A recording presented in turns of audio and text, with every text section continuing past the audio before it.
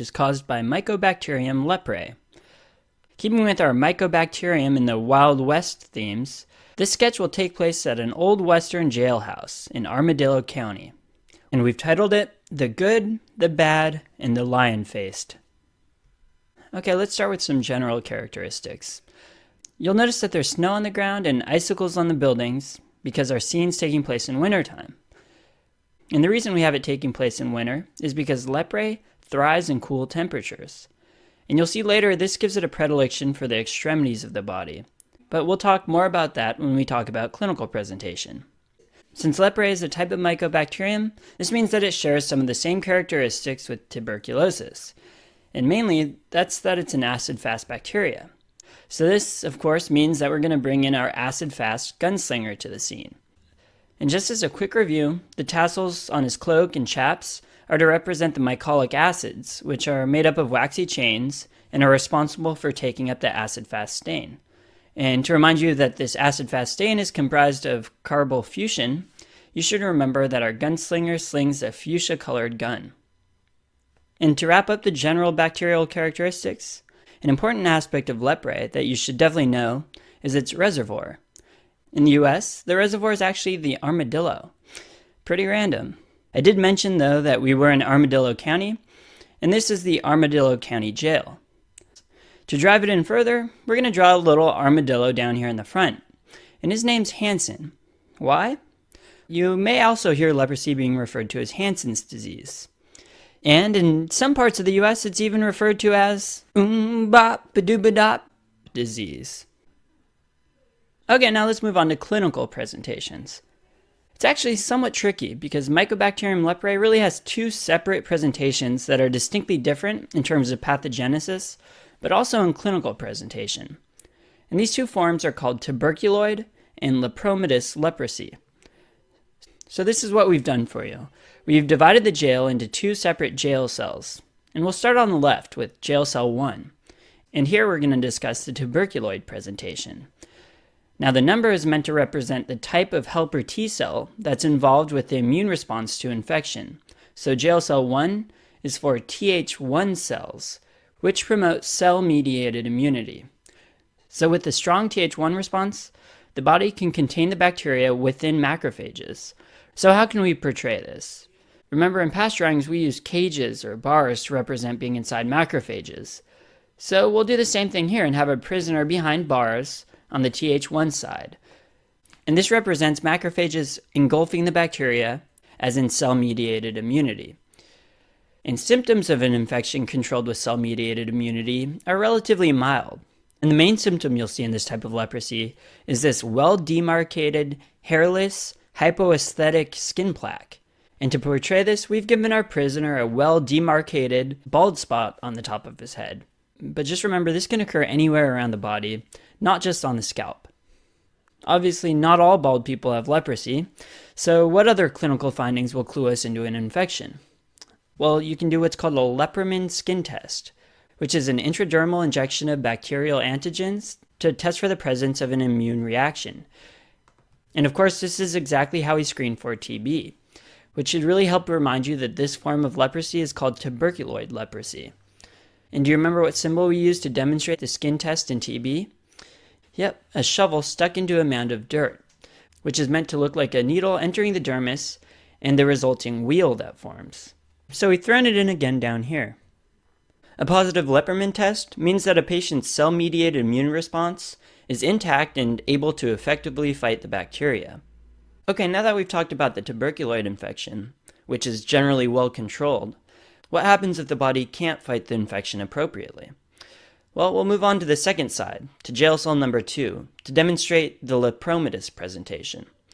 The number 2 refers to Th2 cells being the predominant immune response, and if you remember from immunology, Th2 cells promote the humoral response.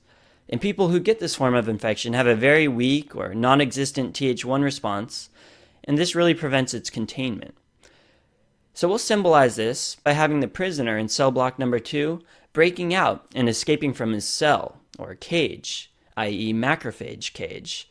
So when you see this, think of bacteria breaking out and not being able to be contained within the macrophages.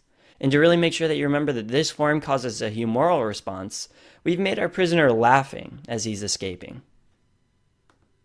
This type is the classic leprosy that you probably read about in your history books, back when those poor, unfortunate souls who were infected with leprosy were actually shipped off far away to leper colonies to try to prevent the spread of infection. So it goes without saying then that this form of infection has a high chance of being transmitted from human to human. But the exact mode of transmission still isn't actually known, but it's been theorized that it could be via respiratory droplets. To remember that lepromatous leprosy has human-to-human transmission, just remember the escaped prisoner reaching out to grab our acid-fast gunslinger as he is about to jump on the back of his horse.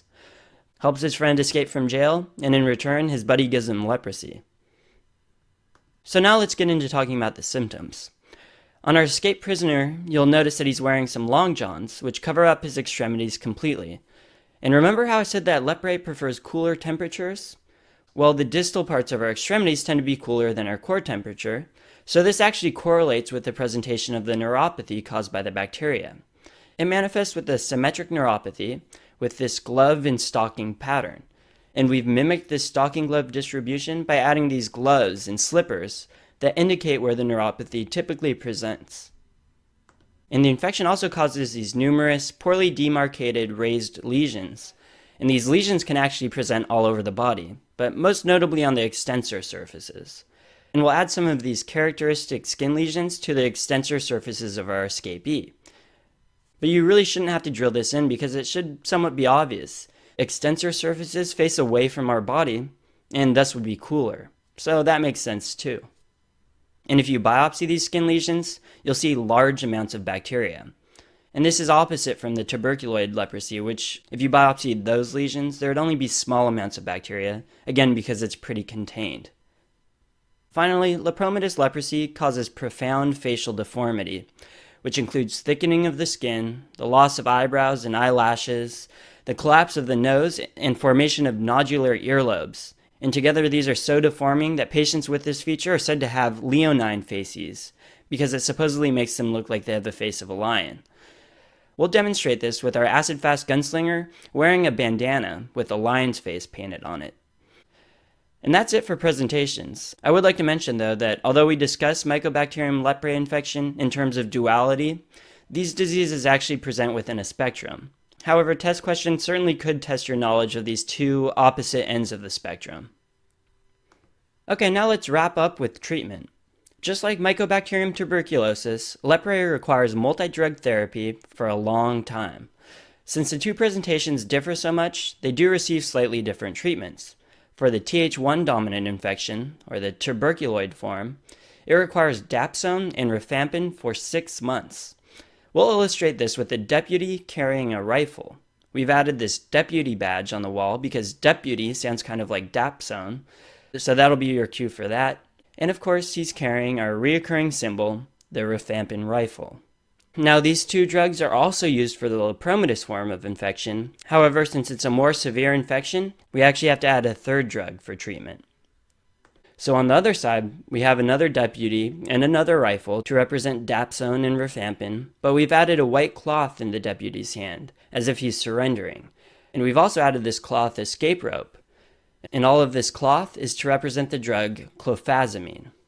So cloth for clofazimine. And if you thought taking antibiotics for 6 months was a long time, this form of infection is so bad that it requires taking the triad of drugs anywhere from 2 to 5 years. And the deformities and neuropathies caused by the infection may not be reversible. Okay, that about covers Mycobacterium leprae. And the moral of this Western? Don't get leprosy.